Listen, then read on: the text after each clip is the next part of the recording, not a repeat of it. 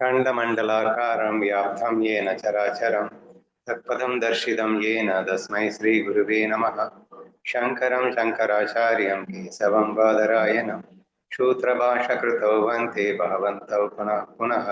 ईश्वरो गुरुरात्मेति मूर्तिभेदविभागिनि व्योमवद्यात्मदेहाय दक्षिणामूर्तये नमः। பவித்ரேந்திரியானின் நதிக்கரையில் அமர்ந்து கொண்டு மௌலி ஞானேஸ்வர் மகாராஜ் பேரர்ல ஏகாதி பாகவதம் 10வது சாப்டர்ல 220 ஓவிஸ் கம்ப்ளீட் பண்ணிட்டோம். 221 ஓவி நம்ம பார்க்குறோம். இதுல சீடனின் லட்சணங்கள் எப்படி இருக்கணும் அப்படிங்கிறத ஒரு 9 லட்சணம் வரைக்கும் ஏற்கனவே பார்த்துட்டோம்னு நினைக்கிறேன். 10வது லட்சணமா வரிசையா சொல்லிக்கொண்டே வருகிறார். அதை படிப்படியாக நாம் பார்ப்போம். ஸோ கடைசியா சொன்னது எப்படி பேசணும் அப்படிங்கறத ஒரு லட்சணமா சொல்ல ஆரம்பிச்சிருக்காரு. சோ என்னென்ன சொன்னாரு? வீண் தர்க்கங்களை வளர்த்து பொய் மதங்களை ஆதரித்து உரத்த குளிலே வாதம் செய்வது கண்டிப்பா சீடன் செய்யக்கூடாது. தன் அறிவை காட்டுவதற்காக தர்க்கம் செய்வது, பிறரை கேலி செய்வது, அதெல்லாம் சீடனின் மனசுல இருக்கவே கூடாது. இதெல்லாம் ஏக்நாத் பகவான் தன்னுடைய சீடர்கள்ட்ட நிறைய பேர் பார்த்திருப்பாருன்னு நினைக்கிறேன். என்னென்னலாம் சிஷ்யர்கள் பண்ணுவாங்கன்றத யோசிச்சு எழுதின மாதிரி தெரியுது எனக்கு. சத்குருவின் முன்னிலையில் அதிகம் பேசுவது மகா பாவம் என்றறிந்து வீண் பேச்சுக்களை துறப்பான்.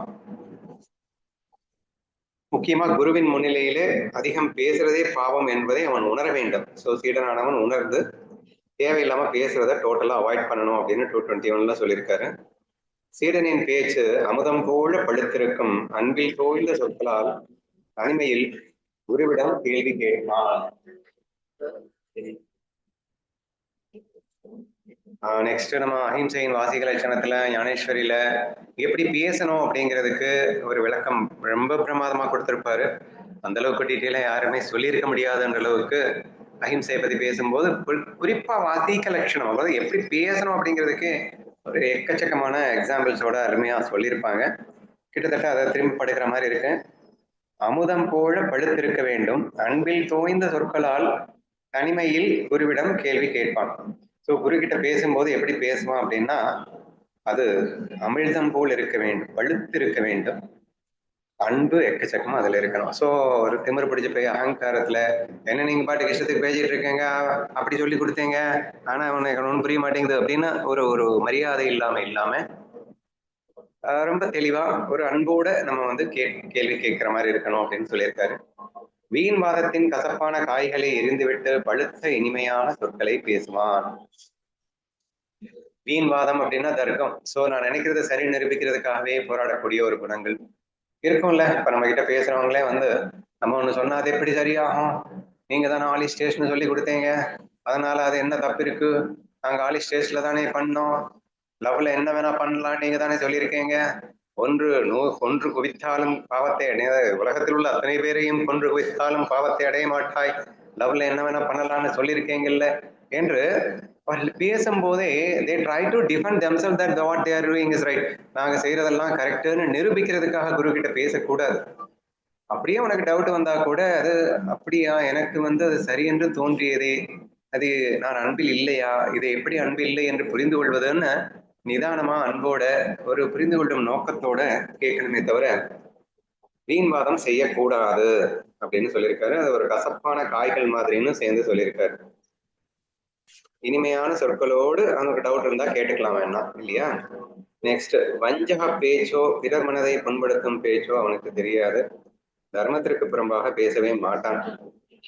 கண்டிப்பா அதுல அஹிம்சையின் வாசிகள் லட்சணத்துல பேசவே மாட்டான்னு சொல்லியிருப்பாரு ஆரம்பத்துல. எதுக்குடா வம்பு, என்னதையாவது யாராவது கஷ்டப்பட்டுடுவாங்க, எதுக்கு வம்புன்னு பேசவே கூடாது என்று இருப்பான்.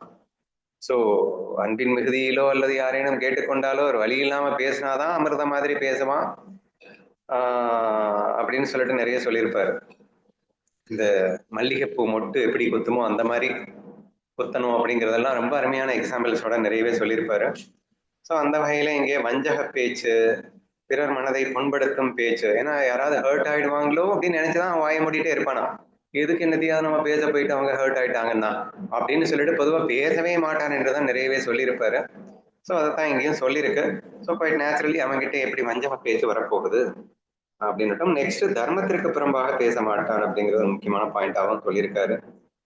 ஏன்னா எது கீதையில கண்ணன் தர்மம்னு சொல்லியிருக்கானோ சாத்வீக குணம்னு சொல்லியிருக்கானோ, எது சரின்னு சொல்லியிருக்கானோ அதை மட்டும்தான் வந்து இவன் பேசுவானே தவிர, இவன் இஷ்டத்துக்கு இவனுக்கா ஒரு லாஜிக்கை வச்சுக்கிட்டு அது சரி அது தப்புலாம் பேச மாட்டான் அப்படின்னு புரிஞ்சுக்கணும்.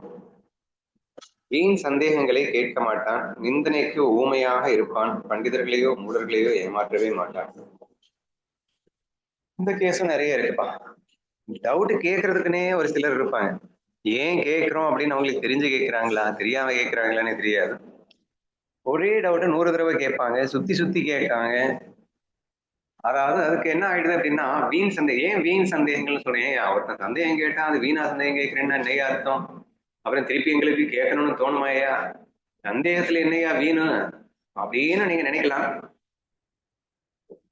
பட் பொழுது போகிறதுக்காகவே நிறைய பேர் கேட்கறது உண்டு. சரி, இப்போதைக்கு எனக்கு பொழுது போகணும்னு நினைக்காது கேள்வி கேட்டு வச்சு அவர் பாட்டு எனக்கையாவது சொல்லுவார் இல்லை. ஸோ வீண் தேட் மோட்டிவேஷனோட நீ பேசுறது அப்படிங்கிறது வீண் சந்தேகங்களா மாறிடுது. ஏன்னா உண்மையிலேயே சந்தேகம் இருந்ததுன்னா ஒரு பானை சொத்துக்கு ஒரு சோறு பதமுங்கிற மாதிரி அந்த சந்தேகத்தை தீர்த்து வைக்கும் போது உனக்கு ஆட்டோமேட்டிக்காவே கொஸ்டின்ஸ் வரக்கூடாது. பட் எனக்கு திரும்ப திரும்ப ஒரே மாதிரியான டவுட்ஸ் வந்துகிட்டே இருக்கு அப்படின்னா அப்ப வீணா தானே வருது அப்படின்னு அர்த்தம். நீ அதை எடுத்துக்கவே இல்லையே, இப்ப கேட்கணுன்ற நோக்கத்துல கேட்டுக்கிட்டே இருக்கு அப்படிங்கிற மாதிரி ஆயிடும். இன்னும் சில கேசஸ்லாம் இருக்கு. நான் வந்து ஒரு கேள்வி கேட்பாங்க, நான் உங்களுக்கு பதில் சொல்லிட்டு இருப்பேன். அந்த கேள்விக்கான நான் பதில் சொல்லிட்டு இருக்கும் போதே they will not listen to what I am telling. அவங்க நான் என்ன பேசுறேன் அப்படிங்கிறத லிசனே பண்ண மாட்டாங்க. ஐயோ இதுக்கும் பதில் வச்சிருக்கானா இவன், ஐயோ இவனை மடக்கிறதுக்கு அடுத்து என்ன கேள்வி கேட்கலாம் அப்படின்னு அவங்க மனசு சிந்திச்சுட்டு இருக்கும். நான் என்ன சொல்லிட்டு இருக்கேங்கிறத கேட்டு அவங்க கேட்ட கேள்விக்கு விடை கிடைச்சு அதை கன்வின்ஸ் ஆகி அதோட ஸ்டாப் பண்ணணும், இதுதானே. ஆனா நம்ம இங்க பேசிட்டு இருக்கும்போது ஆஹா இந்த கேள்விக்கு அவன் பதில் வச்சிருக்கான் போல, இதை கேட்காத முதல்ல அடுத்து என்ன கேள்வியை தயார் பண்றதுன்னு யோசி அப்படின்னு சொல்லிட்டு யோசிச்சுட்டு இருப்பாங்க. சொல்லி முடிக்கிறதுக்கு முன்னாடி சரி அப்படின்னா இந்த கேள்விக்கு பதில் சொல்லுங்க பார்க்கலாம் அப்படின்னு ஒரு கேள்வியை கேட்பாங்க. ஏன்டா நான் இவ்வளவு நேரம் சொன்னது புரிஞ்சுதா இல்லையா, அதை அப்புறம் பாத்துக்கலாம், முதல்ல இந்த கேள்விக்கு பதில் சொல்லுங்க பார்க்கலாம். எல்லாம் 100% நான் ஃபேஸ் பண்ணதுதான் இல்லையா. So there are peoples like that. அவங்களுக்கு கேள்வி கேட்டுக்கிட்டே இருக்கணும். ரெண்டாவது அவங்க கேள்வி கேட்கறதுல சுகம் காணணும், பதில்ல இந்த ஞானத்தை புரிஞ்சுக்கணும், அதை அனுபவிக்கணும் அப்படிங்கிறதெல்லாம் செகண்டரி. இந்த கேள்வி கேட்கறதுலயே சுகம் இருக்கு அப்படின்னு நினைச்சு கேள்வி கேட்கறது. ரெண்டாவது தன்ன மாதிரி சாமர்த்தியமா கேள்வி கேட்கறதுக்கு யாராலையும் முடியல பாத்தீங்களா, நான் எப்படி கேட்கிறேன் பாத்தீங்களா, அதுல ஒரு அகங்காரம் எல்லாம் வச்சுக்கிட்டு. So there are peoples like that. இந்த ஏக்நாத் மகாராஜுக்கு சிஷ்ய பிள்ளைங்க நிறைய இருக்கும்போது அந்த மாதிரி சிஷ்ய பிள்ளைங்க இருந்திருப்பாங்க போல. So therefore he is particularly pointing out that தேவையில்லாம வீண் சந்தேகங்களா நீ கேட்க கூடாது அப்படின்னு சொல்லியிருக்காரு. அடுத்த முக்கியமான பாயிண்ட், நிந்தனை செய்யும் போது உண்மையாக வேணா திட்டிக்கோ, திட்ட திட்ட திண்டுக்கல்லு அதுல வைய வேற வைரக்கல் என்னமோ சொல்லவே இல்லடா நீ. ஸோ அந்த மாதிரி நீங்க என்ன வேணா திட்டினாலும் நான் வந்து மெருகிறதாண்டா போறேன், நீங்க திட்டுறது எனக்கு தங்கத்தை புடம் போடுற மாதிரிடா என்று அவன் ஃபீல் பண்ணி கொண்டிருப்பானே தவிர அவன் வந்து அதுக்கு ரியாக்ட் பண்ண மாட்டான் அப்படின்னு சொல்லியிருக்காரு. பண்டிதர்களையோ மூடர்களையோ ஏமாற்ற மாட்டான் அப்படின்னு எக்ஸ்ட்ரா ஒரு சொல்லியிருக்காரு. அது ஏன் பண்டிதர்கள் மூடர்கள் 2 பாயிண்ட். மூடர்களே ஏமாற்ற மாட்டான்னா சென்ஸ் இருக்கு இல்லையா. ஏன்னா முட்டா பசங்க நம்ம என்ன வேணா ஏமாத்திட முடியும், அவன்கிட்ட வந்து லூசு போயிடாம என்ன வேணா பேசினா நம்பிடுவான்டா அப்படின்னு ஏமாத்தலான்னு புரியுது. முட்டாள்களை ஏமாத்த மாட்டான்னு புரியுதுமா. பண்டிதர்களையும் ஏமாற்ற மாட்டான்னு ஏன் சொல்லியிருக்க?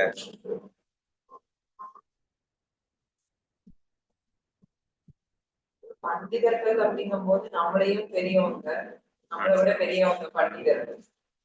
முட்டாள்கள் வந்து நம்மளை விட கீழானவங்க அப்படின்னு ஜென்ரலி அப்படிதான் நம்ம ஃபீல் பண்ணோம். அதனாலதான் முட்டாள் அப்படின்னு. மேல இருக்கிறவங்களையும் கீழே இருக்கிறவங்களையும் ஏமாற்ற மாட்டோம். இல்லைன்னா பண்டிதர்களையும் ஏமாற்ற மாட்டான் அப்படின்னா அந்த இடத்துல அவங்க சொல்படி நடக்கணும் அப்படின்னு வரும்போது நம்ம வந்து நம்ம ஆசைகளுக்கு இணங்க வேண்டியதா இருக்கும். அப்போ அவங்க அதாவது இங்க வந்து எப்படி எடுத்துக்கிறேன் அப்படின்னா அப்படி இல்லாம அதுவும் அவங்க அவங்க அவங்க என்ன நினைக்கிறாங்களோ அது மாதிரி நடக்க முடியலன்னா ஒரு கஷ்டம் ஏற்படும்ல, எனக்கு சொல்ல தெரியல. அப்ப அந்த இடத்துல வந்து ஏமாற்ற மாட்டான்னா அவங்க என்ன நினைக்கிறாங்களோ அதுபடி வாழ்ந்துடணும் அப்படிங்கிற மாதிரி. என் ஆசைக்கு வந்து அங்க இடம் கொடுக்காம, என் ஈகோக்கு இடம் கொடுக்காம இருக்கிறது அப்படிங்கிற மாதிரி நான் எடுத்துக்கிறேன் இந்த இடத்துல. சரி, எனக்கு என்ன தோணுச்சோ அதுதான் வந்து மீனா சொல்ல வரான்னு நினைக்கிறேன். அதாவது இப்ப பெரிய பண்டிதனா நீ பாத்துட்ட, நீ பெரிய பண்டிதர்னு பார்த்ததுக்கு அப்புறம் ஆட்டோமேட்டிக்கா முட்டா பாத்தீங்கன்னா அவங்ககிட்ட உனக்கு வந்து லுக்கிங் குட்லாம் இருக்காது சரியா. பண்டிதனா பார்க்கும்போது அவங்ககிட்ட லுக்கிங் குட் வேற வந்து தொலையும் சரியா. அவனை விட பெரிய பண்டிதன் ஆணும்ல நினைச்சிட்டு இருக்க, அப்போ பண்டிதன் மேல உனக்கு ஆட்டோமேட்டிக்கா கிரேஸ் இருக்கும், ஒரு லுக்கிங் குட் இருக்கும். இப்போ குவைட் நேச்சுரலி அவன்கிட்ட நல்ல பேர் எடுக்கணும் அப்படிங்கிறப்போ நீ அந்த பண்டிதன் கிட்ட நீ வந்து சில பொய்களை சொல்ல வேண்டியது வந்துடும். அவர் இப்படி இப்படி இருந்தாதான் நல்லது அப்படின்னுவாரு. சரியா? நீ அப்படிலாம் நடந்துக்க முடியாது உன்னால. ஆனாலும் ஆமாங்க, சூப்பாங்க, சரிதாங்க நீங்க சொல்றது என்று அவனுக்கு ஏற்ற மாதிரி மண்டையாட்டிட்டு இவன் வருஷத்துக்கு வாழ்ந்துட்டு இருப்பான். சரியா? ஏன்னா முடியாது. அதே சமயத்துல அவர்கிட்ட ஒத்துக்கிட்டோம் அப்படின்னு சொன்னா தனக்கு லுக்கிங் குட்ல பாதிக்கும். அவர் ஏதாவது தப்பா நினைச்சிடக்கூடாது.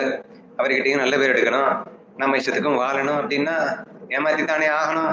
ஒருவேளை இதைத்தான் சொல்ல வந்தியா மீனா? ஆமாண்ணா, இதேதான் நான் நினைச்சேன். ஓகே, அனுபவம் பேசுகிறது. பரவாயில்ல. சோ முட்டாள ஏமாத்தக்கூடாது அப்படின்னா எதுக்கு இந்த ரெண்டு கான்ட்ரவர்சி? இது வந்து பண்டிதனுக்கு மேபி இப்படித்தான் வரணும்னு நான் நினைச்சேன். முட்டாள் அப்படின்னு வரும்போது அவனுக்கு அறிவு இல்லைன்னு தெரியும் போது ஆட்டோமேட்டிக்கா வந்து நம்ம இஷ்டத்துக்கு அவனை யூஸ் பண்ணிக்கலாம்னு தோணும்ல. சோ அந்த ஃபீலிங் வந்து இருக்கக்கூடாது அப்படிங்கிறதுக்காக சொல்லியிருக்காரு அப்படின்னு எனக்கு தோணுது. ஓகேவா? எனக்கு இன்னொன்னு என்ன தோணுதுன்னா, மூடர்களையும் ஏமாற்ற மாட்டான் அப்படின்னா தனக்கு ஈக்குவலா, அதாவது அவனும் வந்து பிரம்மமே அப்படின்னு நினைக்கும் போது அங்க ஏமாற்றணும்னு தோணாது. பண்டிதர்களையும் மூடர்களையும் ஒண்ணா பார்க்கக்கூடிய அந்த கெப்பாசிட்டி வந்துருச்சு அப்படின்னா ரெண்டும் ஈக்குவல் தான் அப்படிங்கும்போது எப்படி ஏமாற்ற தோணும்? அப்படி நான் எடுத்துக்கிறேன். அது ஹையர் நாலேஜ்ல ஒன்னஸ் ஃபீல் இருக்கும்போது ஆட்டோமேட்டிக்கா அது நடக்குமா? இங்க சிஷ்யன் லட்சணங்களை சொல்லிட்டு இருக்காரு. குறிப்பா வந்து ஒரு சாத்விக் வரைக்கும் வந்துட்டான், இன்னும் ஞானி ஆகல. பட் அவன் எப்படி எப்படி எல்லாம் இருக்கணும் அப்படிங்கிறது தான் இங்க மெயினா வந்து ஒவ்வொன்றா சொல்லிட்டு வர்றாரு. ஸோ அந்த வரிசையில இந்த ஒரு பாயிண்ட் இங்க நம்ம எடுத்துக்கலாம். ஓகேவா? நெக்ஸ்ட், கடுமையான சொற்களையோ ஏளனத்தையோ பேச மாட்டான், பேச்சில் ஆசையின்றி வைராகியத்துடன் பேசுவான். ஸோ அனது எட்டனதர் முக்கியமான பாயிண்ட். ஸோ அந்த நான் சொன்ன மாதிரி வாசிக்க லட்சணத்துல இந்த கடுமையான சொற்கள் யூஸ் பண்றது அப்படிங்கிறது நிச்சயமா இருக்காதுன்னு ரொம்ப ஸ்ட்ராங்காவே சொல்லியிருப்பாரு. அதுவும் குறிப்பா ஏளனமாக பேச அறியான், ரொம்ப ரொம்ப முக்கியமான பாயிண்ட். ஏன்னா அதுல ஒரு பெரிய சுகங்க, அடுத்தவனை கிண்டல நக்கல நையாண்டி பண்ணி அவனை ஏளனம் பண்ணி அதனால இவன் ஒரு சுகம் அடையிறானே, அது ஒரு பெரிய ஈகோ. எல்லாருக்கிட்டையும் இருந்து தொலைது. ஸோ அதே சிஷ்யன் கிட்ட இருந்துடக்கூடாது அப்படின்னு சொல்ல வர்றாரு. நீ எவ்வளவு பெரிய பண்டிதனா இருக்கலாம், இன்னொருத்தனுக்கு வந்து எதுவும் தெரியாம இருக்கலாம், அவனை பார்த்து ஏளனமா சிரிக்கிறது பார்க்கறச்சு என்ன அவனுக்கு தெரியும் அப்படின்னு நினைக்கிறதே பாவம் தான் என்னை பொறுத்த வரைக்கும். So we should take care more on them. We should love them more and we should show our more, என்ன சொல்றது, முடிஞ்ச வரைக்கும் நாம அவங்களை வந்து நிறைய அன்பு காட்டி அவங்களை அரவணைக்கணுமே தவிர ஏளனமா பாக்குறது அப்படிங்கிறது 100% முட்டாள்தனமா மாறிடும். ஸோ அதை பர்டிகுலரா செய்யக்கூடாது அப்படின்னு ஏக்நாத் மகாராஜ் கேட்டுக்கிறாரு.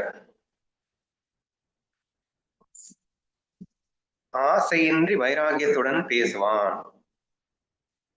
ஆசை இல்லாத தன்மைக்கு பேர் தான் வைராகியமே நம்ம சொல்லியிருக்கோம். So it's very very important. So நம்ம கிட்ட ஆசைன்னு வந்துருச்சுன்னா தானே எல்லா தலைவலியும் வந்து தொலையுது. எல்லா கெட்ட குணத்துக்கும் மூலமே ஆசை தானே. இப்போ நேச்சுரலி அவனுக்கு ஆசை இல்லை அப்படிங்கிறப்போ இது எல்லாமே அவனுக்கு இல்லாம போயிடுது அப்படின்னு வச்சுக்கோங்க. ரெண்டாவது, பேசும்போதே எப்படி பேசுனா எனக்கு இவங்க கிட்ட நல்ல பேர் கிடைக்கும், அது ஒரு ஆசை தானே. ஸோ பேசுறதுல தப்பு தப்பா பேசுறது, ஏமாத்தி பேசுறது, வஞ்சித்தல் பேசுறது எல்லாமே ஆசைதான் மூல காரணமா இருக்கும். நல்லா யோசிச்சு பார்த்தீங்கன்னா, அப்போ பேசுற போது நீ தெளிவா பேசணும்னா ஃபர்ஸ்ட் ஆஃப் ஆல் ஆசை இல்லாம இருக்கணும். அப்பதான் உண்மையை பேசுவேன், அன்பு வெளி வரும். ஸோ எல்லாமே வரணும்னா ஃபர்ஸ்ட் ஆஃப் ஆல் பேசிக்கலி ஆசை அப்படிங்கிறத நீ திறந்தா மட்டும்தான் முடியும் அப்படிங்கிற முக்கியமான பாயிண்ட் மென்ஷன் பண்ணியிருக்காரு. ஸோ சீடன் ஆகிய நாமெல்லாம் வந்து எந்த ஒரு ஆசையும் இல்லாமல் இருக்கும்போது மட்டும் தான் சாதிக்கவே முடியும். இப்ப நமக்கு வந்து ஒரு பண்டிதன் கிட்ட நல்ல பேர் எடுக்கணும்னு ஆசை வந்துருச்சு, அவர்கிட்ட நான் வந்து இன்ஸ்பயர்ட் ஆகணும், அவர் என்ன பார்த்து இன்ஸ்பயர் ஆகணும், இந்த மாதிரி எல்லாம் ஆசை வரும்போது தானே எல்லாமே பொய் சொல்ல ஆரம்பிக்கிறோம், ஏமாத்த ஆரம்பிக்கிறோம், எல்லாமே பண்றோம். ஒன்னஸ் ஃபீல் இருக்கும்போது அல்லது ஆசை இல்லாம இருக்கும்போது ரெஸ்ட் ஆஃப் த திங்ஸ் ஆட்டோமேட்டிக்கா எல்லாமே நடக்குது அப்படின்னு புரிஞ்சுப்போம். பிடிவாதமாகவோ வஞ்சகமாகவோ பேச மாட்டான். பிடிவாதத்துக்கு நான் அடிக்கடி ஒரு குரல் சொல்லு, பிடிச்ச முயலுக்கு 3 கால். பழமொழி, பிடிச்ச முயலுக்கு 3 கால் அப்படின்னு சொல்லிட்டு ஒரு பழமொழி உண்டு. சரியா? என்கிட்ட பழகிறவங்களை நான் என்ன சொல்லுவேன் அப்படின்னா, பிடிச்ச முயலுக்கு 3 கால்னு தான் பழமொழி கேள்விப்பட்டிருக்கேன், ஆனா நீ பிடிச்ச முயலுக்கு 2 கால்னே இவ்வளவு நல்லா வாதிடுறீ அப்படின்னு எல்லாம் நான் சொல்றது உண்டு. ஆக்சுவலா அந்த கதையோட மீனிங் என்னன்னா, பிடிவாதம்னா என்னது, நான் சொல்றதே கரெக்டுன்னு கடைசி வரைக்கும் நிக்கிறது, அதுக்கு பேரு தான் பிடிவாதம் அப்படின்னு சொல்றது பேச்சுல. ஏன்னா எப்படி பேசணும் அப்படிங்கிறது தான் ரொம்ப டீட்டெயிலாக சொல்லிட்டு வர்றாரு. ஸோ அதில் எப்படி எப்படியெல்லாம் பேசக்கூடாது அப்படிங்கிறப்போ பிடிவாதமாக இருக்கக்கூடாது. நீ ஏதோ ஒரு கருத்து சொல்ல வர அப்படின்னா சரி ஓகே, அந்த கருத்து உன்னுடைய கருத்து அப்படின்னு சொல்லணுமே தவிர அதை இடாப்பிடியா இறுக்கி பிடிச்சு தொங்கக்கூடாது அப்படிங்கிற ஒரு விஷயம்.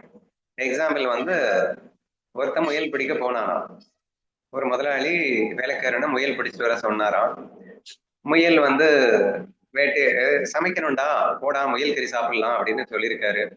அவன் போய் முயலை பிடிச்சிட்டான். பிடிச்சி வர வழியிலேயே அவனுக்கு பசி. ஒரு காலை மட்டும் வெட்டி சமைச்சு சாப்பிட்டான். இப்போ அந்த முயலை கொண்டு வர்றான். கொண்டு வந்துட்டு ஐயா முதலாளி முயலை பிடிச்சிட்டேன், எங்கடா ஒரு காலு, நான் வெட்டி சாப்பிட்டேன்னா இவர் நம்மளை கொண்டுடுவாரு அப்படின்னு அவருக்கு பயம் வந்துடுது. உடனே சொல்றான், ஐயா நான் பிடிச்ச முயலுக்கு 3 காலு தான் ஐயா இருந்தது. அட இல்லடா, எல்லா முயலுக்கும் 4 காலு தான்டா இருக்கும். அது இருக்கலாங்க ஐயா, ஆனா நான் பிடிச்ச முயலுக்கு 3 காலு தான் ஐயா இருந்தது, நான் என்னையா செய்வேன்? அது என்னதான் ப்ரூவ் பண்ண ட்ரை பண்ணிட்டு இருந்தாலும் இல்லையா நான் பிடிச்ச முயலுக்கு 3 கால் தான் ஐயா, நான் என்னையா பண்ணுவேன்னு திருப்பி திருப்பி கேட்டான். என்ன பண்ண முடியும் அவனு? இதுலயே இவ்வளவு நல்லா தெரியுது பாருங்க. பிடிவாதம் பிடிக்கிறவங்க நான் முடிச்ச முயலுக்கு 3 காலம் சொல்றவங்களுக்கு உண்மை தெரியும். தெரிஞ்சு ஆமா, பிடிவாதம் பண்றவங்களுக்கு எல்லாவனுக்குமே தெரியும். அவன் என்ன பிடிவாதம் தான் பண்றேன், பிடிவாதம் பண்ணிட்டு சும்மா நடச்சுக்கு தான் பண்ணிட்டு இருக்கேன்னு அவனுக்கு தெரியாம எப்படி இருக்கும்?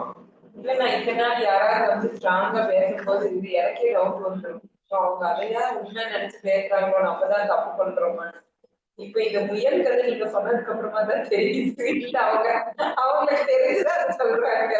பிராட் மட்டும்தான்டா பிடிவாதமா இருப்பான். எக்ஸாம்பிள், என்னுடைய எக்ஸாம்பிள் ஒண்ணு நடந்தது இல்ல. ஒரு தடவை வந்து லதா வந்து எதுக்கோ டொனேஷன் ஏதோ கொடுக்கறதுக்கு 10,000 ரூபாய் கொண்டு வந்திருக்கான்.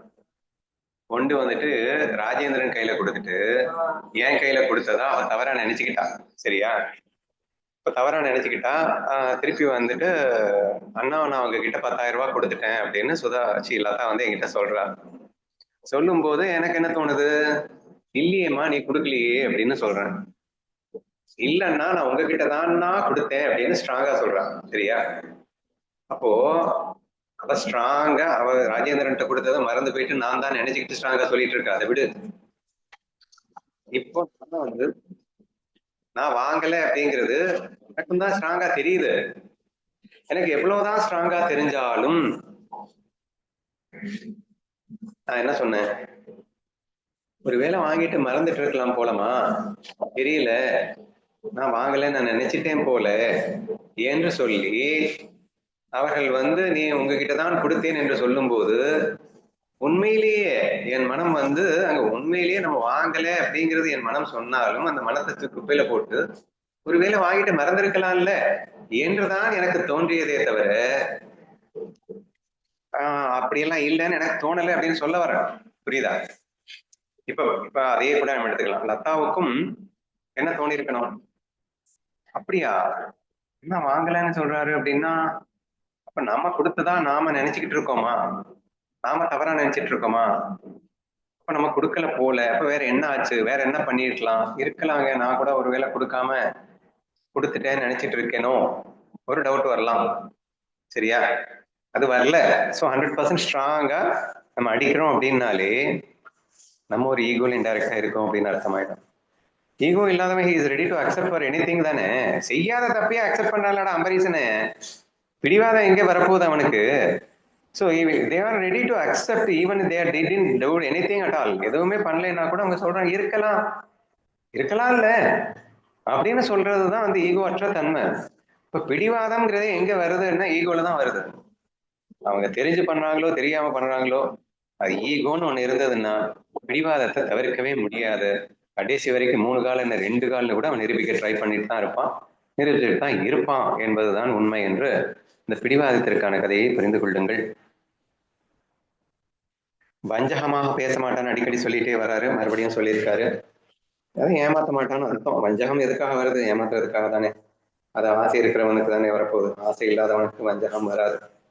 அதிகம் பேசுவதை வெறுத்து மௌனத்தில் நிலைத்திருப்பான். இது மறுபடியும் அங்க போயிட்டாரு வாசிக லட்சணத்துக்கு. ஸோ பேசவே மாட்டான், மேக்சிமம் மௌனத்தில் இருக்கிறது தான் அவனுக்கு பிடிச்சிருக்கும் அப்படிங்கிறது ரொம்ப முக்கியமான பாயிண்ட். வாத விவாதங்களை விரும்ப மாட்டான், சொற்களால் கேலி செய்ய மாட்டான், உலகியல் பேச்சுக்களை பேசவே மாட்டான். அதாவது வாத விவாதங்களை விரும்ப மாட்டேன்னு இப்போ நான் கூட முன்னாடி சொல்லியிருக்கேன். முன்னாடி எனக்கும் வந்து பூபதினாவுக்கும் அடிக்கடி வாத விவாதங்கள் நிறையவே வரும். பட் அதுல வந்து கற்றுக்கொள்ள வேண்டும் என்ற ஆசையிலே அந்த வாத விவாதங்களை செய்வதுண்டு அப்படின்னு நான் சொல்லியிருக்கேன். எந்த அளவுக்கு அந்த ஒரு தர்க்கமோ வாதமோ செய்யும் போது நம்ம புரிந்து கொள்வதற்கு நம்ம தெரிஞ்சிட்டு இருக்க விஷயம் இன்னும் ஆழமாக புரிந்து கொள்வதற்கு உபயோகமாக இருக்கும் அப்படின்னு நம்ம நினைக்கிறது உண்டுன்னு வச்சுக்கோங்களேன். But but that is also has a limit. அது அந்த வாத விவாதம் அப்படிங்கிறதால தனக்கு ஒரு உண்மை புரிந்து கொள்ள வேண்டும் அப்படிங்கிறதுக்காக வாதம் பண்ணினா கூட பட் அதுக்கு மேல அந்த வாதத்தை கண்டினியூ பண்ண மாட்டான். புரிஞ்சலேன்னா கூட இந்த வாதம் எண்டாகலேன்னா கூட okay something we can learn அப்படின்னு நம்ம போனோம், அங்க லேர்ன் பண்ணிக்க முடியல அப்படின்னா பரவாயில்ல விடு, வாதம் வேண்டாம், வாதம் தவிர்க்கப்பட வேண்டிய ஒன்றுன்றது ஆட்டோமேட்டிக்கா அவனுக்கு புரிஞ்சிடும். வாதத்துல ஒரு நன்மை இருக்கு, நம்ம ஆழமா புரிஞ்சுக்கலாம் அப்படின்னு. ஆனா வாதத்துல ஒரு பெரிய டேஞ்சர் இருக்கு, ஒரு பெரிய அகங்காரமா மாறிவிடும் அப்படிங்கிறது. So we should highly ensure our self that அந்த வாதம் அகங்காரமா மாறிடக்கூடாது. அதுக்கு உனக்கு புரியலைன்னா கூட பரவாயில்ல, அது பெரிய விஷயமே இல்லை. ஏன்னா புரிஞ்சுக்கலான்ற ஒரு அட்வான்டேஜ் இருக்குன்னு சொன்ன வாஸ்தவம் தான். ஆனா அது புரியலைன்னா கூட பரவாயில்ல, அது ஈகோவா மாறிடுச்சு அப்படின்னா அது பெரிய டேஞ்சரா போயிடும். அப்படிங்கிறதுனால வாத விவாதங்கள் தவிர்க்கப்பட வேண்டும் அப்படிங்கிறதும் கண்டிப்பாக ஒரு முக்கியமான பாயிண்டாவே நான் நினைக்கிறேன். சொற்களால் கேலி செய்ய மாட்டான், அது இங்கே ஏற்கனவே ஏளனம் பண்ண மாட்டான்னு சொன்னாரு, கிட்டத்தட்ட அதே தான். ஏளனம் வேற கேலி வேறையா. ஸோ உலகியல் பேச்சுக்களை பேச மாட்டான், லௌகீக சப்த நான் போலே அப்படின்னு சொல்லியிருக்காரு. சரியா? ஸோ உலகியல் பேச்சுக்களை அவன் பேச மாட்டான்.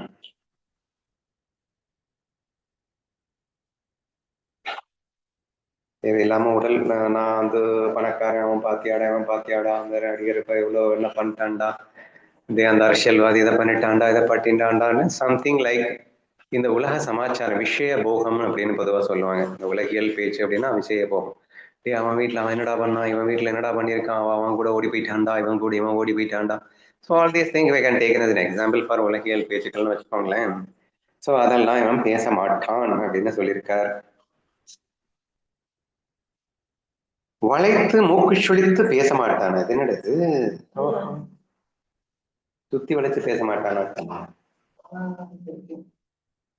வளைத்து சுத்தி வளைச்சும் பேச மாட்டான், மூக்கு சுழித்தும் பேச மாட்டான். மூஞ்சியில வந்து அந்த காட்டுறதுன்னு சொல்லுவாங்க, அடிக்கடி எக்ஸாம்பிள் கூட சொல்லியிருக்கேன். அவன் முகத்தை பார்க்கும்போது ஆட்டோமேட்டிக்கா நம்ம அந்த கம்யூனிகேஷனை வந்து வேற லெவல் ஆகிடும். ஒரே விஷயத்த நீ என்ன முகபாவத்துல வச்சு சொல்ற அப்படிங்கிறத வச்சு ப்ரொனன்சியேஷன், டோன், இதெல்லாம் நம்ம அடிக்கடி சொல்லியிருக்கோம்.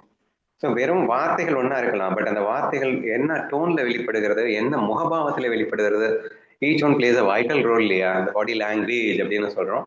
ஸோ எல்லாமே ரொம்ப ரொம்ப முக்கியம். ஸோ அதன் மூலியமாக நிறைய பேர் ஹர்ட் பண்ணுவாங்க. ஸோ அதுவும் பண்ணக்கூடாது. வெறும் இந்த நெற்றி சுருக்குறதுலயே ஹர்ட் ஆயிடுவான். அந்த மாதிரிலாம் வந்து மூக்கையும் நெத்தியும் சுளிக்கிறது, சுத்தி வளைச்சு பேசுறது, அந்த மாதிரிலாம் இருக்கக்கூடாது. ஏமாற்றும் சொற்களையோ பொய் வார்த்தைகளையோ பேச மாட்டாங்க. It's also very very important. நான் அங்கே அதை பண்றேன், நான் இதை பண்றேன், நான் அப்படி பண்ணுவேன், நீ என்ன மட்டும் நான் நீ வந்துட்டேன்னா நான் உனக்கு அப்படி பார்த்துப்பேன், இப்படி பார்த்துப்பேன். ஸோ அன்னெசரி வார்த்தைகளை வந்து மிதமிஞ்சி கொடுத்துறது. ஸோ அவனை வந்து ஆசை வார்த்தை காட்டி ஏமாற்ற முயல்வது அப்படிங்கிற மாதிரி விஷயங்கள் கண்டிப்பா செய்யக்கூடாது.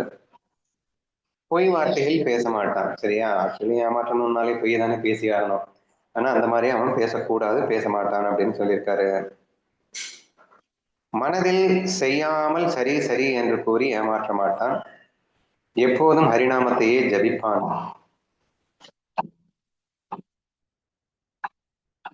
ठीक कार्य नाही करने, மனதில் செய்யாமல்.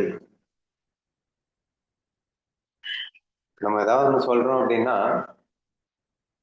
மனசார சரி சரின்னு சொல்லாம வெறும் வாயால சரி சரின்னு சொல்றது. அவங்க வந்து உண்மையிலேயே ஆஹா நம்ம சொன்னதெல்லாம் நான் செய்ய போறான் போலே அப்படின்னு அவங்க நம்பி ஏமாந்துட்டு இருப்பாங்க. இவன் அடப்போட இவன் வேற, இவன் சரி சரின்னு சொல்லிட்டு போனாதான் உண்டு, இல்லைன்னா அவங்க தொலைஞ்சோம்ல என்று சொல்லிட்டு அவனை ஏமாற்றுவதற்காக நான் சரி சரி என்று சொன்னேனே தவிர நான் வந்து உண்மையில இந்த மாதிரி சொல்லல அப்படின்னு சொல்லியிருக்காரு. ஸோ எப்போதும் ஹரிநாமத்தையே ஜெபிப்பான்றது. இதுக்கு வந்து எக்ஸாம்பிள் வேணா நான் ஏற்கனவே சொல்றேன் ஒரு விஷயம். ஆக்சுவலி பேக்கேஜிங் மெஷினரிஸ் மேனுஃபேக்சரிங் பண்ணிட்டு இருந்த அந்த காலகட்டம் இந்தியன் கவர்மெண்ட் வந்து இந்த ஒரு ஒரு இன்ஸ்டிடியூஷனே வச்சிருக்கு. தமிழ்நாடு கவர்மெண்ட் வந்து இந்தியன் இன்ஸ்டிடியூட் ஆஃப் பேக்கேஜிங் அப்படிங்கிற மாதிரி ஒரு நிறுவனம். அந்த கவர்மெண்ட் நிறுவனங்களுடைய வேலை என்ன அப்படின்னா, எங்கெங்க இந்த மாதிரியான பேக்கிங்க்கு சம்மந்தமான ரெக்குயர்மெண்ட்ஸ் இருக்கு, என்னென்ன நீட்ஸ் இருக்கு, எங்கெங்க என்ன பண்ணணும் அப்படிங்கிற மாதிரி டெக்னிக்கல் நாலேஜஸும் சரி, மார்க்கெட்டிங் சம்மந்தமான நாலேஜஸும் சரி, அது மக்களுக்கு சேவைக்காக கொடுக்க வேண்டும் அப்படிங்கிறதுக்காக உண்டான ஒரு நிறுவனம் அது. அதுல பணிபுரிந்தவன் அங்க வந்து ஒரு போயிருந்தோம், அங்க ஃபங்க்ஷனுக்காக ஒரு கம்பெனிக்கு போயிருந்தோம். எங்களுக்கு சில தகவல்கள் வேண்டும், இந்த தகவல்கள்லாம் எங்களுக்கு இருந்தால் எங்களுக்கு யூஸ்ஃபுல்லா இருக்கும் அப்படின்னு கேட்குறோம். கண்டிப்பா தகவல் தரேன், இதுல என்ன இருக்கு, அதுக்காக தானே நாங்க இருக்கோம் அப்படின்னு சொன்னவர், நீங்க என்னுடைய வீட்டுக்கு வந்துருங்க, உங்களுக்கு எல்லா டீட்டெயில்ஸுமே நான் தருவேன் அப்படின்னு சொன்னார். எங்களுக்கு புரியல, நானும் அண்ணாவும் நேரா அவர் வீட்டுக்கு போனோம். வீட்டுக்கு போயிட்டு உட்காந்தவொடனே அவர் நிறைய டீட்டெயில்ஸ் கொடுத்தாரு தான், எல்லாத்தையும் கொடுத்துட்டு, நீங்க இந்த டீட்டெயில்ஸ் எல்லாம் எடுத்துக்கணும்னா எனக்கு ஒரு 10,000 rupees கொடுங்க அப்படின்னு கேட்டார்.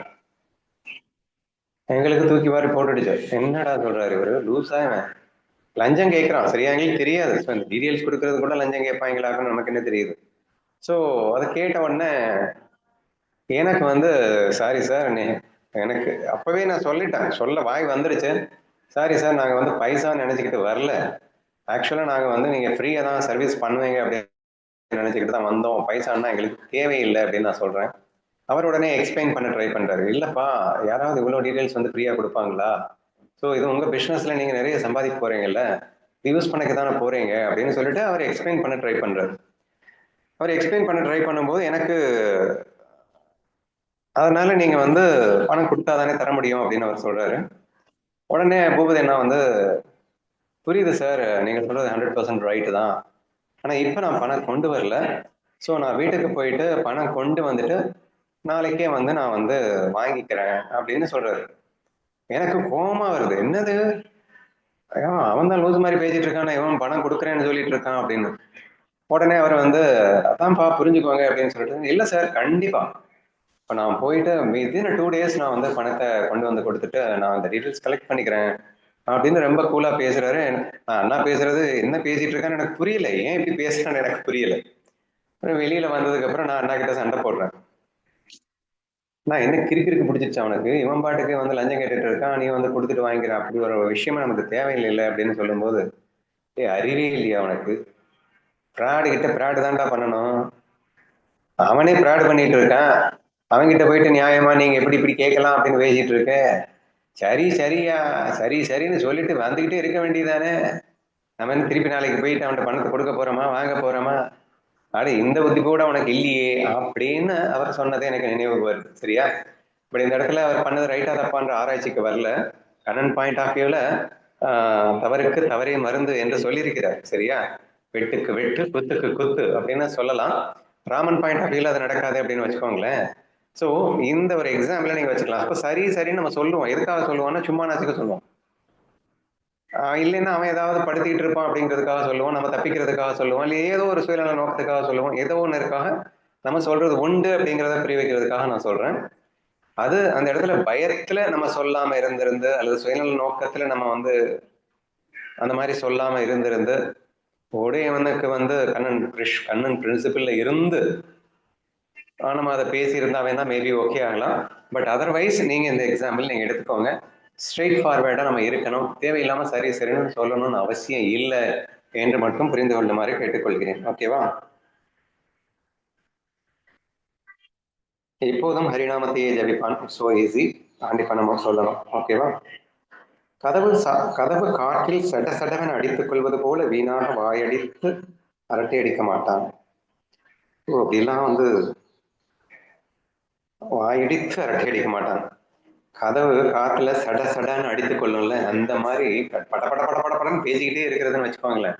இந்த வாதா டைப் ஆஃப் பீப்புள்ஸ்லாம் அப்படிதான் பேசிக்கிட்டே இருப்பாங்க. அந்த மாதிரி பேசக்கூடாது. சாஸ்திர விவாதத்தில் கோபம் வருவதை கண்டால் அமைதியாகி ஒரு சொல்லும் பேசாமல் இருக்க வேண்டும். சாஸ்திரம் நம்ம பண்ணிட்டு இருக்கோம், விவாதம் பண்ணிட்டு இருக்கோம், கண்ணன் இதைத்தான் சொல்லிட்டு இருக்கான்னு சொல்லிட்டு இருக்கோம், உடனே அதை கேட்டவங்க கோபம் வந்துருச்சு அப்படின்னு சொன்னா அதுக்கு மேல பேசாத.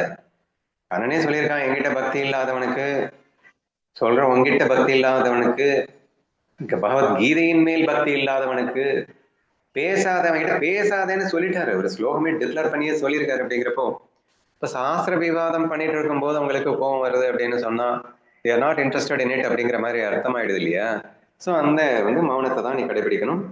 ஒரு சொல்லும் பேசாமல் இருக்க வேண்டும் அப்படின்னா எந்த பர்டிகுலர் ஓவியை சுட்டி காட்டுது?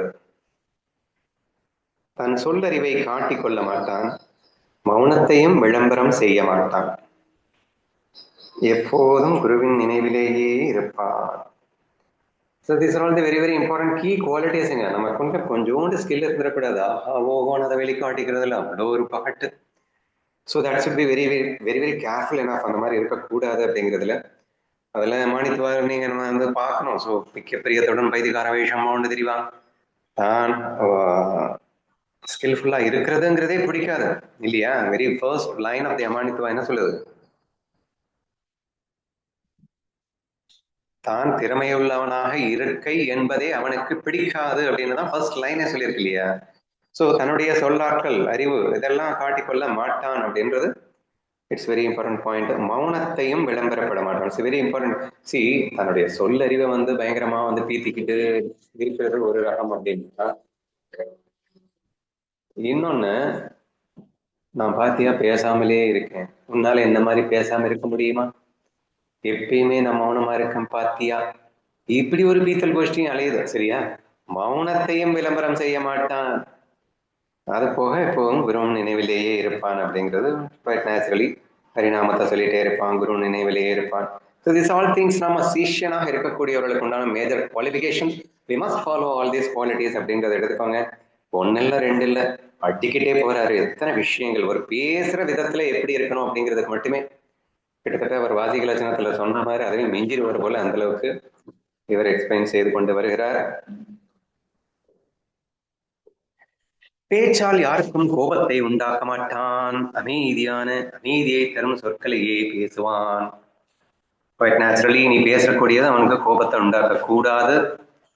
And silence and patience and peace அப்படிங்கிறது மட்டும்தான் அங்கே வெளிப்படணும். அவனுக்கே அந்த பீஸ்ஃபுல்னஸ் கிடைக்கணும். நீ பேசும்போது பீஸ்ஃபுல்லா பேசி அவனுக்குள்ளேயே அந்த பீஸ்ஃபுல்னஸ் கிடைக்கணும். நிறைய பேர் இருக்காங்க ரொம்ப பீஸ்ஃபுல்லா பேசுவானோ உள்ள அவனுக்கு தாண்டவம் ஆடிட்டு. நீயும் பீஸ்ஃபுல்லா இருக்கணும், நீ பேசக்கூடிய அந்த வார்த்தை அவனுக்கும் பீஸ்ஃபுல்லைத்தான் தரணும் அப்படிங்கிற அந்த விஷயத்தையும் சேர்ந்து புரிஞ்சுக்கோங்க. அமைதியை தரும் சொற்களையே பேசுவான். அவனுக்குள்ளேயும் அந்த அமைதியை தான் வரணும். நீ பேசுற பேச்சை கேட்டுட்டு நீயும் அமைதியா பேசணும், அந்த பேச்சை கேட்கிற அவனும் அமைதியை தான் அடையணும் அப்படிங்கிறது ரொம்ப முக்கியமான பாயிண்டா நீங்க வச்சுக்கோங்க.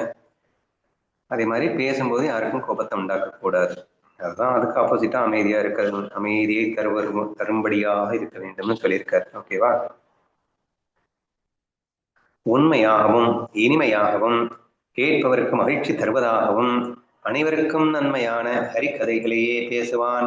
மோஸ்ட் ப்ராபப்லி அவன் பேசுறது என்ன டாபிக் இருக்கும், என்ன சப்ஜெக்ட் இருக்கும் அப்படின்னு கேட்டீங்கன்னா ஹரிக்கதைகளாகத்தான் இருக்கும். ஸோ பக்தி கதைகளாகத்தான் இருக்கும், பக்தர்களின் கதைகளாகத்தான் இருக்கும், அவனுடைய அவதார கதைகளாக இருக்கும். ஸோ அந்த மாதிரி வச்சுக்கோங்க. ஸோ அதுதான் மோஸ்ட் ப்ராபப்லி அவன் பேசிட்டே இருப்பான். அது 100% உண்மையாகவும் இருக்கும், இனிமையாகவும் இருக்கும், கேட்பவருக்கும் மகிழ்ச்சியை தரும் இல்லையா? இந்த சப்ஜெக்டே அப்படித்தானே. அதனால மோஸ்ட் ப்ராபப்லி அந்த மாதிரி தான் அவன் பேசிட்டு இருப்பான் அப்படின்னு சொல்லியிருக்காரு. சத்குருவை பிரார்த்தித்து வளவளவென்று பேசாமல் ஆத்ம சுகத்தை பெற ஏகாட்சரதை ஓம் ஞானத்தை மட்டுமே கேட்பான். ஸோ எகெயின் சத்குருவின் பிரார்த்தனையிலே இருப்பான்னு பல தடவை சொல்லிட்டாரு. வளவளன்னு பேசாம அப்படின்னு சொல்லிட்டு படபடன்னு பேசாம காத்துல கதவடிக்கிற மாதிரி அடிச்சுக்கிற மாதிரி பேசாம அப்படின்னு சொன்னாரு. இங்க வளவளான்னு பேசாம அப்படின்னு எக்ஸ்ட்ரா வார்த்தையை கொடுத்திருக்காரு. கோகு போலனே நாய் தியாச்சி அப்படின்னு வளவல் என்று பேசாமல் ஆத்ம சுகத்தை பெற ஏகாட்சரத்தை ஏக அச்சரத்தம். ஏன்னா ஒரே அச்சரம்ங்கிறது ஓம் தான். இந்த ஏக அச்சரத்தை அதுக்கு பேரு ஓம் மட்டுமே அவன் கேட்பான் அப்படின்னு சொல்லியிருக்காரு. ஸோ அதை தவிர வேற எதுவும் ஓம் ஓம் அப்படின்னு மட்டும் நேரமும் ஜபிச்சு கொண்டே இருப்பானாம். இவ்வாறு பூமிக்கு அணிகலனான சீடனின் 9 லட்சணங்களை நாராயணன் தன் அருளால் பக்தர்களுக்கு அளித்தார். இந்த 9 ரத்தின மாலையை சத்குருவின் கழுத்திலே அணிவிப்பவன் உடனே சாயுஜ்ய மோக்ஷ ரீனையிலே அமர்கிறான். If you are able to develop the 9 qualities, automatically you will become like Jnana Deva, so that the Nivartinath சொன்ன உடனே எப்படி அவர் சாயுஜ்ய பதவி கிடைச்சதோ அந்த மாதிரி உனக்கும் அந்த சாயுஜ்ய பதவி கிடைக்கணும் அப்படின்னா உனக்குள்ள இந்த 9 ரத்தினங்கள், இந்த குணங்களை ரத்தினங்கள்னு சொல்லியிருக்காரு. ஸோ அதை நீங்க டெவலப் பண்ணிக்கணும், நம்ம டெவலப் பண்ணிக்கணும் அப்படின்றதுதான் மேஜரா இவ்வளவு நேரம் படித்ததனுடைய நோக்கம். இல்ல 9 தான் வந்திருக்கு. இந்த 9 ரத்தின பதக்கம் எவன் இதயத்தில் உள்ளதோ அவனே சத்குருவின் நம்பிக்கைக்குரிய உண்மையான சீடன். If you have been developed all these qualities, automatically குருவுக்கு வேற யாருங்க பிடிக்க போகுது? அவனை தானங்க ரொம்ப ரொம்ப பிடிக்கும். ஸோ என்னென்னலாம் மெயினா வந்து பராமப்பட மாட்டான், அதுவும் குருவின் தோழர்களிடம், குருவின் மற்ற சீடர்களை எப்படி பார்ப்பான்னு சொன்னாரு? குருவின் மற்ற சீடர்களை குருவாகவே பார்ப்பான், மதிப்பான்னு சொன்னார். அந்த மாதிரி விஷயம் கிடைச்சா பின்ன அவருக்கு சந்தோஷம் வராம என்ன செய்யும்? ஸோ இந்த எல்லா குவாலிட்டிஸுமே வேற ரேஞ்சில் சொல்லியிருக்காரு. ஸோ இவைகள் எல்லாம் ஆட்டோமேட்டிக்காவே குருவின் நம்பிக்கைக்குரிய உண்மையான சீடன் ஆவதற்கு உன்னை ஆட்டோமேட்டிக்காகவே தயார்படுத்தும் என்பதில் இயலளவும் சந்தேகம் இல்லை. ஏந்த 9 ரத்தினங்களை சத்குருவுக்கு காணிக்கையாக கொண்டு வருபவன் சுயராஜ்யத்தின் கிரீடத்திலே மணியாக ஜொலிக்கின்றான். என்ன புகழ்றாரு பாருங்க ஒவ்வொரு ஓவியாவும். ஸோ ஏன்னா அந்த 9 ரத்தினங்களை ஈஸியா எடுக்க கூடாது, அதை 100% நீ ஃபாலோ பண்ணணும் அப்படிங்கிற ஆதங்கத்திலையும் ஆசையிலையும் இத்தனை ஓவிகளை அவர் மீண்டும் மீண்டும் சொல்லிக் கொண்டிருக்கிறார் என்பதை புரிந்து கொள்ள வேண்டும். ஸோ சத்குருவுக்கு இதை காணிக்கையா கொடு. குரு கிட்ட போகும்போது இந்த 9 ரத்தினங்களை அணிஞ்சுக்கிட்ட போ, அதை அவருக்கு சரண்டர் பண்ண, இந்த 9 குணங்களை அவருக்காக நீ டெவலப் பண்ணிட்டு போயிட்டு கொடு. அப்படி நீ பண்ணேன்னா சுயராஜ்யத்தின் அப்படின்னா ஆத்ம ராஜ்யத்தின் அப்படின்னா சுயஸ்வரூபத்தில் அப்படின்னு அர்த்தம். கிரீடத்தில் மணியாக ஜொலிக்கின்றான். இன்ஸ்டன்ட்ல நீ ஞானி ஆயிடுதுன்னு அர்த்தம்ப்பா, வேற ஒண்ணும் இல்லப்பா. உத்தவா மனைவி மக்கள் செல்வத்துடன் வாழும்போது சீடனுக்கு இந்த பற்றற்ற நிலை எவ்வாறு பிறந்தது என்ற சந்தேகம் எனக்கு வரலாம். அடுத்த சாப்டர் ஆரம்பமாக நினைக்கிறேன். என்ன இதை பத்தி பேச போறாரு? மனைவி மக்கள் செல்வத்துடன் வாழும்போது எப்படி பற்றற்ற நிலை வரும் அப்படின்னு உனக்கு சந்தேகம் வந்தா அதுக்கு என்ன சொல்லலாம் அப்படிங்கிறத அடுத்த இதுல இருந்து ஸ்டார்ட் பண்ணி இருக்கிறார். We will start from tomorrow.